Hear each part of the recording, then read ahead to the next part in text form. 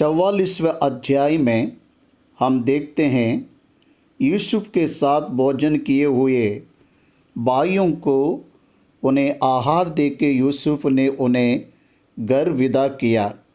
परमेश्वर की योजना इस्राएली वचन के अनुसार मिस्र में आने का, उस प्रक्रिया में मनुष्य के उद्देश्य को जानने वाला परमेश्वर अपनी योजना को कितने अद्भुत रीति से सफल किया, ये अध्याय इसका गवाह है।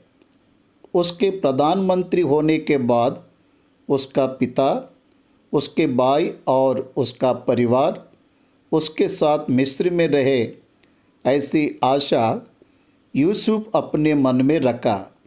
इसलिए उसके दास को बुलाकर उसके भाई बिन्यामीन के बोरे में सभी लोगों के सामान अन्न के रूप में रखते समय और ज़्यादा इन एडिशन टू दैट उस बोरे के साथ उसकी चांदी के कटोरे को रखने की आज्ञा दिया।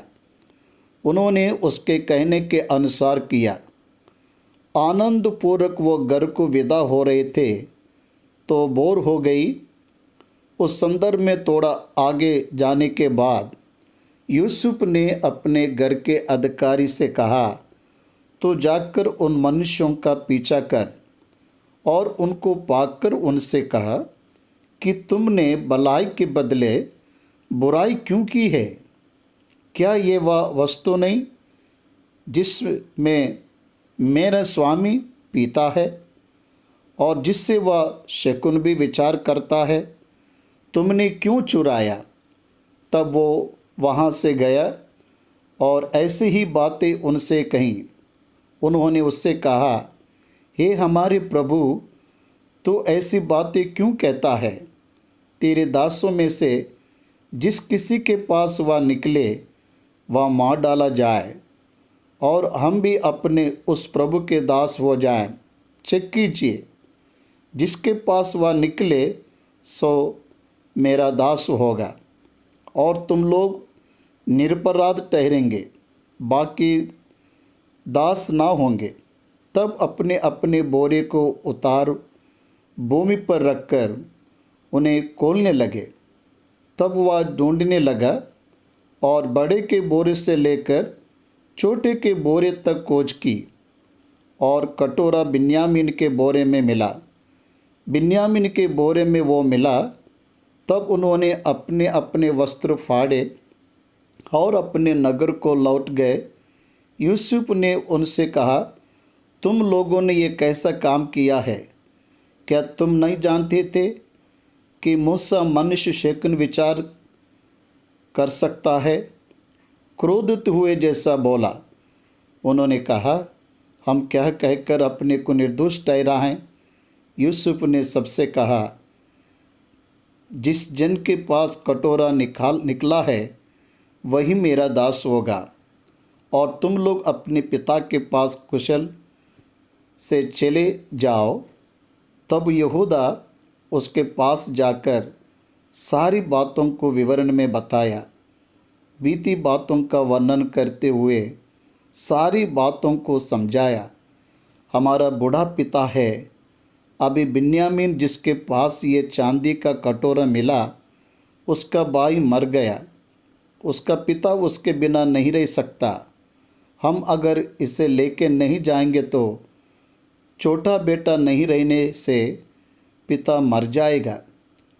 ऐसा बताते हुए और तूने अपने दासों से कहा, यदि तुम्हारा छोटा भाई तुम्हारे संग न आए तो तुम मेरे सम्मुख फिर ना आने पाओगे, इसलिए हम लेके आए। मैंने ही मेरे पिता को समझा कर ले आया हूँ। अगर मैं उसे नहीं ले गया तो मेरा बूढ़ा पिता मर जाएगा।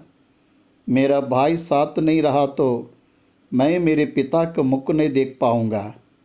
ऐसा बताया। और इतना ही नहीं, तेरे दास मेरे पिता की पत्नी से 2 पुत्र उत्पन्न हुए। उनमें से एक तो मुझे छोड़ ही गया और मैंने निश्चय कर लिया कि वह फाड़ डाला गया होगा। और तब से मैं उसका मुंह ना देख पाया। अब तुम इसे भी ले जा रहे हो, पर उसे मेरे पास सुरक्षित लेकर आना, ऐसा कहा।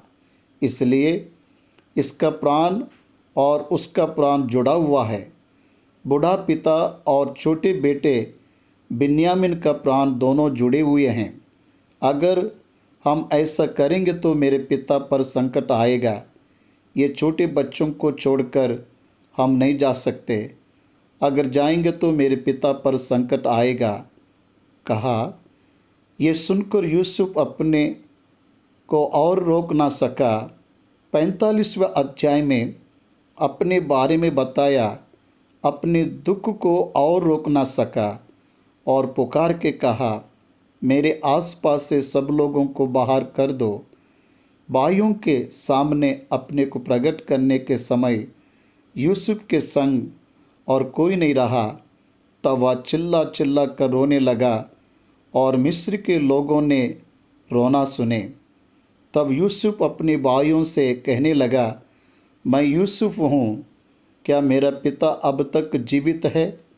यह सब सुनकर भाई घबरा गए थे। देखिए यूसुफ का प्रेम कितना महान प्रेम है। फिर उसने कहा, मैं तुम्हारा भाई यूसुफ हूँ, जिसको तुमने मिस्र आने वालों के हाथ बेच डाला था।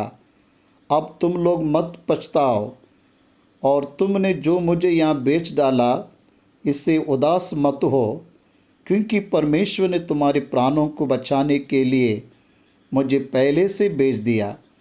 प्रभु की स्तुति हो।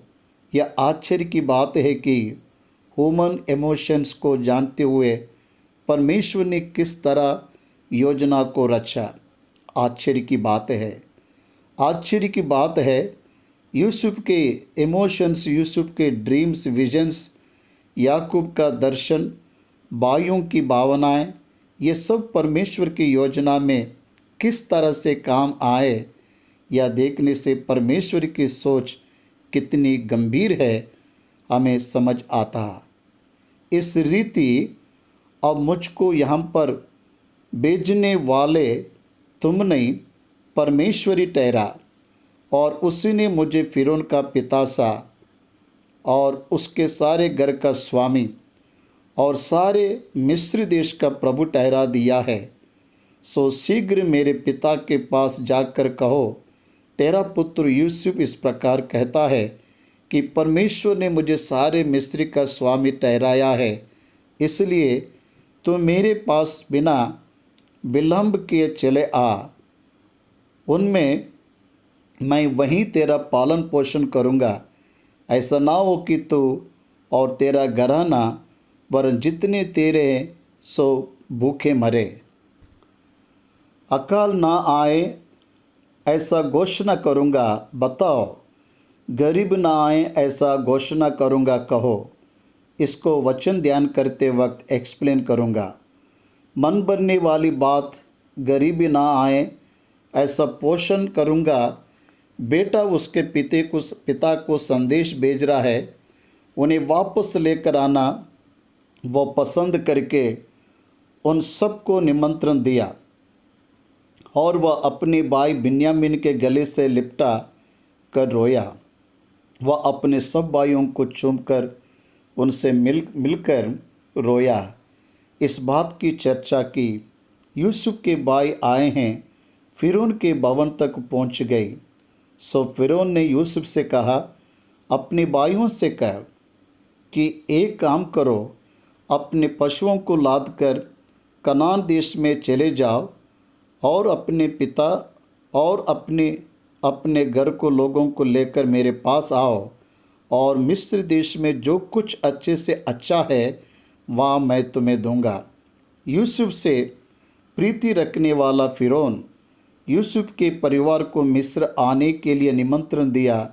उनके लिए अच्छा आहार और सामग्री दिया और उनके जाने के लिए गाड़ी का भी प्रबंध किया। मार्ग के लिए गाड़ी भी दिया। फिर वापस आने तक लगने वाले खाने को भी दिया। और अपने पिता के पास उसने जो भेजा वह यह है, अर्थात मिस्र की अच्छी वस्तुओं से लादे हुए 10 गधे और अन्न और रोटी और उसके पिता के मार्ग के लिए भोजन वस्तु से लदी हुई 10 गदहियाँ, और उसने अपने भाइयों को विदा किया और वे चल दिए। और उसने उनसे कहा, मार्ग में कहीं झगड़ा न करना। याकूब के पास मिस्र देश से कनान देश में भाई आए और उससे ये वर्णन किया कि यूसुफ अब तक जीवित है और सारे मिस्र देश पर प्रभुता वही करता है, पर उसने उनकी प्रतीत ना की, झूठ पर तुरंत विश्वास किया। याकूब उसके पुत्र यूसुफ को दुष्ट पशु फाड़ डाला कहने पर सरल रूप से विश्वास किया, परंतु परमेश्वर उसकी रक्षा करके प्रधान बनाया। इस बात पर याकूब विश्वास नहीं कर पाया। हाँ, हम मनुष्य हैं, हमारी परिस्थिति ऐसे ही रहती। जब उन्होंने वाहनों को देखा और फिर विश्वास किया, आमतौर पर विश्वास नहीं किया, पर सबूतों को देखने के बाद विश्वास किया। अब तो मैं अपने पुत्र के पास जाऊंगा, उसे देखूंगा, या आशा रखकर वो जीवित है इतना काफ़ी है बोलकर याकूब आनंदित हुआ। 40वें अध्याय में परमेश्वर इस्राएल को दर्शन में दिखा। तब इस्राएल अपने सब कुछ लेकर कूच करके बेर्शेबा को गया और वहाँ अपने पिता इसहाक के परमेश्वर को बलिदान चढ़ाए। तब परमेश्वर ने इस्राएल से रात को दर्शन में कहा, हे याकूब, हे याकूब। उसने कहा, क्या आज्ञा? उसने कहा, मैं ईश्वर तेरे पिता का परमेश्वर हूँ। तो मिस्र में जाने से मत डर, क्योंकि मैं तुझसे वहाँ एक बड़ी जाति बनाऊँगा। मैं तेरे संग संग मिस्र को चलता हूँ और मैं तुझे वहाँ से फिर नीचे ले आऊँगा। और यूसुफ अपना हाथ तेरे पंखों पर लगाएगा। तब याकूब बेर्शेबा से चला और इस्राएल का पूरा परिवार उन गाड़ियों पर जो फिरौन ने उनके ले आने को भेजी थी चढ़ाकर चल पड़े। वे याकूब को छोड़कर, वो 66 लोग थे, उसके 10 बेटों का परिवार, उनके बच्चे, उनके पोते, उन सभी की जानकारी 8वें अध्याय से 27वां अध्याय तक लिखा है। याकूब को छोड़कर याकूब का परिवार में 66 है, उसके साथ 67 और यूसुफ उसके 2 पुत्र, पूरे 70 पुरुष, 70 मेन इजिप्ट आए। ऐसा 46वां अध्याय हमें बताता है। गोशेन नामक जगह उस देश का श्रेष्ठ भाग है, इसलिए मिस्र में गोशेन में ये इस्राएल के रहने की व्यवस्था की गई। जब यूसुफ याकूब से मिलने आया, याकूब उसके गले से लिपटा हुआ रोता रहा। तब इस्राएल ने यूसुफ से कहा, मैं अब मरने से भी प्रसन्न हूँ, क्योंकि तुझे जीवित पाया और तेरा मुँह देख लिया। तब यूसुफ ने अपने भाइयों से और अपने पिता के घराने से कहा, मैं जाकर फिरौन को यह समाचार दूंगा कि मेरे भाई और मेरे पिता के सारे घराने के लोग जो कनान देश में रहते थे वे मेरे पास आ गए हैं, आपसे भेंट करने का अवसर दो। तब ये कहना, तेरे दास लड़कपन से लेकर आज तक पशुओं को पालते आए हैं, चरवाहे नहीं है। अब 48वां अध्याय में यूसुफ ने फिरौन के पास जाकर यह समाचार दिया, मेरा पिता और कुछ उनका है सब कनान देश से आ गया है और अभी तो वे गोशेन देश में हैं। फिर उसने अपने भाइयों में से 5 जन लेकर फिरौन के सामने खड़े कर दिए। फिरौन ने उसके भाइयों से पूछा, तुम्हारा उद्यम क्या है?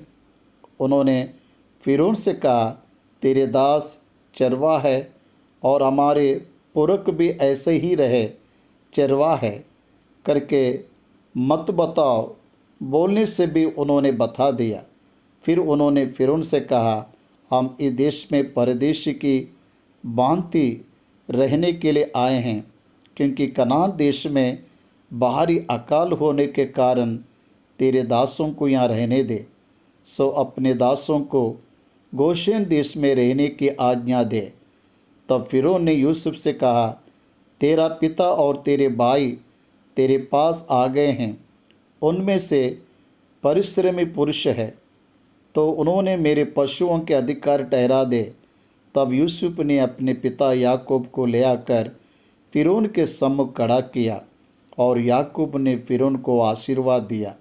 तब फिरौन ने याकूब से पूछा, तेरी अवस्था कितने दिन की हुई है? याकूब ने फिरौन से कहा, मैं तो 130 वर्ष परदेश होकर अपना जीवन बिता चुका हूँ। मेरे जीवन के दिन थोड़े हैं और दुख से भरे हुए भी ये। और याकूब फिरौन को आशीर्वाद देकर उसके सम्मुख से चला गया। तब यूसुफ ने अपने पिता और भाइयों को बसा दिया और फिरौन की आज्ञा के अनुसार मिस्र देश को अच्छे से अच्छे बाग अर्थात रामसेस देश को सौंप दिया। और यूसुफ अपने पिता का और अपने भाइयों का और पिता के सारे घराने का एक एक के बाल बच्चों के घराने की गिनती के अनुसार भोजन दिला दिला कर उनका पालन पोषण करने लगा। अकाल बढ़ गया और जितना रुपया मिस्र और कनान देश में था, सबको यूसुफ ने उस अन्न की संति जो उनके निवासी मोल लेते थे इकट्ठा करके फिरौन के भवनों में पहुंचा दिया। यूसुफ अपने लिए एक कीत भी नहीं मोल लिया। उसका विश्वास था कि वे कनान में लौट जाएंगे। वो तत्कालिक है। उनकी ये मनसा थी। परमेश्वर ने कनान को ही देने की प्रतिज्ञा की। यूसुफ ने याकूब से उसकी इच्छा के अनुसार एक अच्छा वचन दिया। जब याकूब 147 वर्ष का होकर मरने का दिन निकट आ गया, तब उसने अपने पुत्र यूसुफ को बुलवा कर कहा, तो अपना हाथ मेरे जांघ के तले रखकर शपथ का, अगर मेरी मृत्यु हो जाए तो मिस्र में मिट्टी ना देना। जब मैं अपने बाप दादों के संग सो जाएगा, तब तो मुझे मिस्र से उठा ले जाकर उन्हीं के कब्रिस्तान में रखना। अब 48वां अध्याय में देखने पर इन बातों की पश्चात किसी ने यूसुफ से कहा, सुन, तेरा पिता बीमार है। तब वह मनुष्य और एप्रैम नाम अपने दोनों पुत्रों को संग लेकर उसके पास चला और किसी ने याकूब को बता दिया कि तेरा पुत्र यूसुफ तेरे पास आ रहा है। तब इस्राएल अपने को संभाल कर काट पर बैठ गया और याकूब ने यूसुफ से कहा, सर्वशक्तिमान ईश्वर ने कनान देश के लूज नगर के पास मुझे दर्शन देकर आशीर्वाद दी और कहा, सुन, मैं तुझे फुला फला कर बढ़ाऊँगा और तेरे पश्चात तेरे वंश को ये देश दे दूँगा, ऐसा कहा। और अब तेरे दोनों पुत्र जो मिस्र में मेरे आने से पहले उत्पन्न हुए हैं, वे मेरे ही ठहरेंगे। अर्थात जिस रीति से रूबेन और शिमोन मेरे हैं, उसी रीति से एप्रैम और मनुष्य भी मेरे ठहरेंगे। ज्येष्ठता का अधिकार रूबेन का होने पर भी यूसुफ को देने का मन परमेश्वर ने याकूब को दिया। जब यूसुफ ने देखा कि मेरे पिता ने अपना दाहिना हाथ इब्राहिम के सिर पर रखा है, तब यह बात उसको बुरी लगी। सो उसने अपने पिता का हाथ उस मनसा से पकड़ लिया कि इब्राहिम के सिर पर से उठाकर मनुष्य के सिर पर रख दे। उसका पिता ने कहा, इसका छोटा भाई इससे अधिक महान हो जाएगा और उसके वंश से बहुत सी जातियाँ निकलेंगे। तब इस्राएल ने यूसुफ से कहा, देख, मैं तो मरने पर हूँ, परंतु परमेश्वर तुम लोगों के संग रहेगा और तुमको तुम्हारे पितरों के देश में फिर पहुँचा देगा। और मैं तुझको तेरे भाइयों से अधिक भूमि का एक भाग देता हूँ, जिसको मैंने एमोरियों के हाथ से अपने तलवार और धनुष के बल से ले लिया है।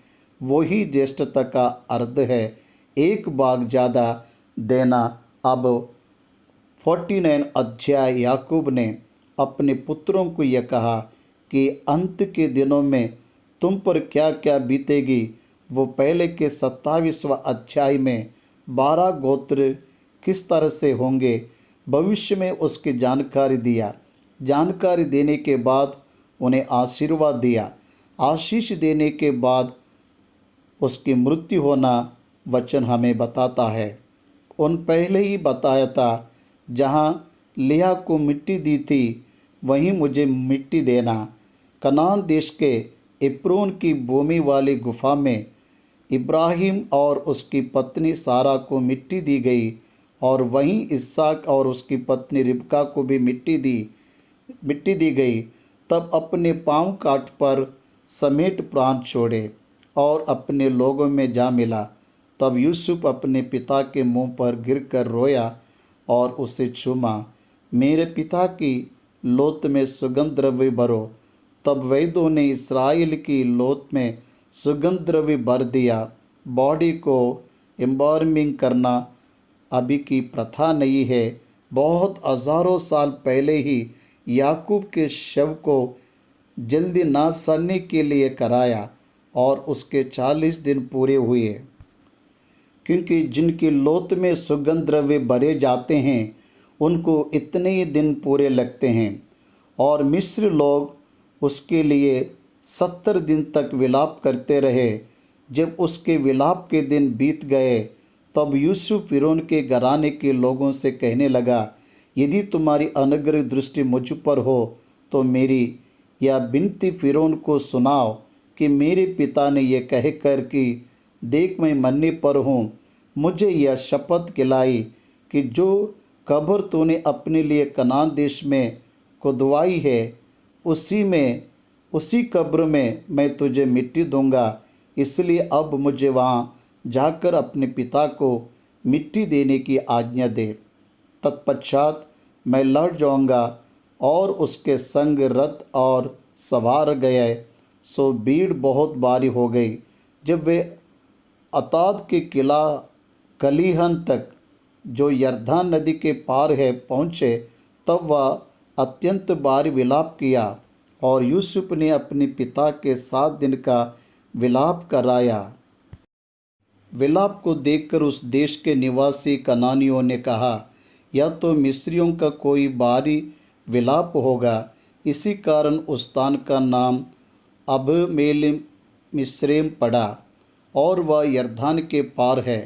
अर्थात उन्होंने उसको कनान देश में ले जाकर मकपेला की उस भूमि वाली गुफा में, जो ममरे के सामने है, मिट्टी दी। जब यूसुफ के भाइयों ने देखा कि हमारा पिता मर गया है, तब कहने लगे, कदाचित यूसुफ अब हमारे पीछे पड़े और जितनी बुराई हमने उससे की थी सबका पूरा पलटा हमसे लेगा। इसलिए उन्होंने यूसुफ के पास यह कहला भेजा कि तेरे पिता ने मरने से पहले हमें यह आज्ञा दी थी कि तुम लोग यूसुफ से इस प्रकार कहना कि हम विनती करते हैं कि तू अपने भाइयों के अपराध और पाप को क्षमा कर। हमने तुझसे बुराई तो की थी, पर अब अपने पिता के परमेश्वर के दासों का अपराध क्षमा कर। उनकी ये बातें सुनकर यूसुफ रो पड़ा और उसके भाई उसके सामने गिर पड़े और कहा, देख हम तेरे दास हैं। यूसुफ ने उनसे कहा, मत डरो, क्या मैं परमेश्वर की जगह पर हूँ? यद्यपि तुम लोगों ने मेरे लिए बुराई का विचार किया था, परंतु परमेश्वर ने उसी बात में भलाई का विचार किया, जिससे वह ऐसा करे जैसा आज के दिन प्रकट है कि बहुत से लोगों के प्राण बचे हैं। सो अब मत डरो, मैं तुम्हारा और तुम्हारे बाल बच्चों का पालन पोषण करता रहूँगा। इस प्रकार उन्हें शांति दी। यूसुफ 110 वर्ष जीवित रहा। यूसुफ 110 वर्ष जीवित रहा। यूसुफ जितने 20 साल जीवित रहा, इस्राएल को बहुत सम्मान मिला। और यूसुफ एप्रम के परोपंतों को देखने पाया और मनुष्य के पोते जो मकीर के पुत्र थे वे उत्पन्न होकर यूसुफ से गोद में लिए गए। और यूसुफ ने अपने भाइयों से कहा, मैं तो मरने पर हूँ, परंतु परमेश्वर निश्चय तुम्हारी सुधि लेगा और तुम्हें इस देश से निकाल कर उस देश में पहुंचा देगा जिसके देने के उसने इब्राहिम, इसहाक और याकूब से शपथ खाई थी। फिर यूसुफ ने इस्राएलियों से यह कह कर कि परमेश्वर निश्चय तुम्हारी सुधि लेगा, उनको इस विषय का शपथ खिलाई कि हम तेरी हड्डियों को वहाँ से उस देश में ले जाएंगे। 110 वर्ष का होकर वह मर गया। सुगंधित द्रव्य डालकर यूसुफ के शव को मिस्र में एक पेटी में डाले। उसके बाद हमें निर्गमन का ग्रंथ देखने को मिलता है। निर्गमन के ग्रंथ में इस्राएल मिस्र छूटने के बाद मूसा यूसुफ के हड्डियों को लेकर रवाना हुआ। अभी तक मैंने आपको उत्पत्ति ग्रंथ की जानकारी को दिया। उत्पत्ति की जानकारी देने पूरा हुआ। अब हम वचन और अध्ययन का ध्यान करने जा रहे हैं। एक पद्धति के अनुसार अध्याय और वचन का हम ध्यान करेंगे। अध्याय में क्या लिखा गया, कौन सी विशेष बात पर देना है, उन अध्यायों का मुख्य उद्देश्य क्या है, उसका इतिहास क्या है, बैकग्राउंड क्या है उन अध्यायों को लिखा गया, उन वचनों का अर्थ क्या है, उससे हमें किस तरह अनुभव करना चाहिए। इस तरह से हम वचन का ध्यान करेंगे।